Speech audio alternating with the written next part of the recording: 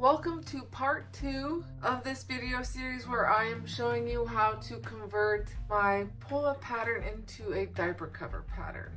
I'm going to show you how to make the width wider on the pull-up pattern. Right now my pull-up pattern is designed to fit snugly against the body. So with the side band, this is meant to be made out of jersey fabric, which is very stretchy, and so on a size 4 XL, we're talking like the stretchy side bands gives you an extra 10 inches at least of flexibility on sizing. But when you're using straight PUL, even though it does have a slight stretch, it's going to need to be big enough to go over both the widest part of the body and as well as accommodate a diaper underneath. In this case, this cover is going to be used to go over a disposable. And right now my diaper cover pattern with the built-in 3/8 inch seam allowances is about 58 inches wide. And with seam allowances, I'm going to need it to be 63 inches wide to accommodate both the widest part of the body and the diaper again. So I need to add 5 inches to the width of my pattern.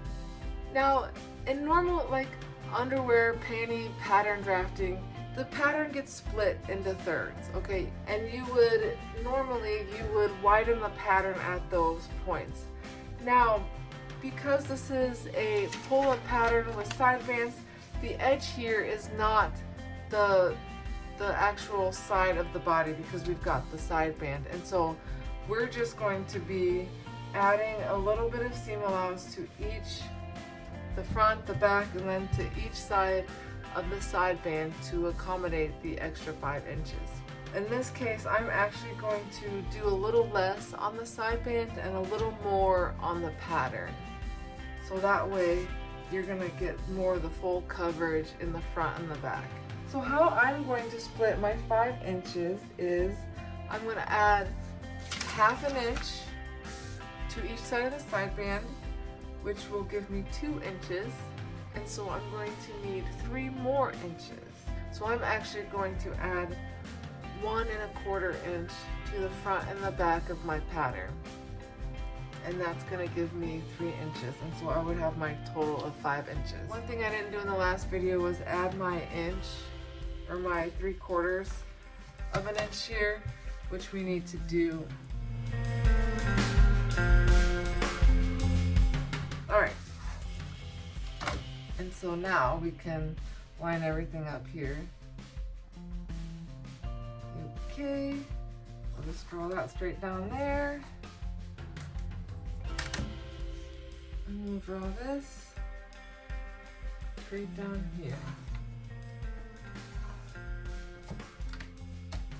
Now, as you can see, when I was cutting out my pattern, when I was cutting this out, I went ahead and kind of already cut my curve, so I'm not gonna mess around at the bottom. One thing you can do is when we finish drawing the side bands here, we'll double check the width of this against the width of the side bands so they match up evenly. So on this one, I'm adding 1.25 inches.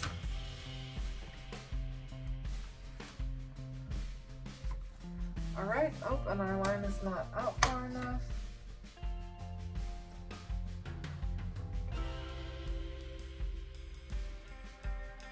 Okay, just that, and then again here, I'm just gonna eyeball this.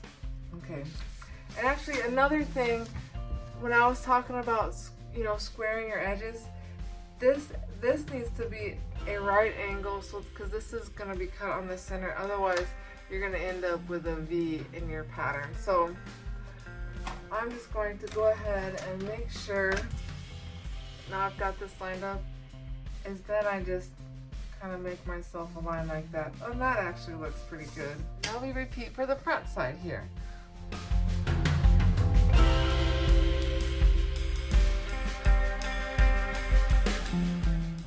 In this case, we'll just kind of again just extend this line.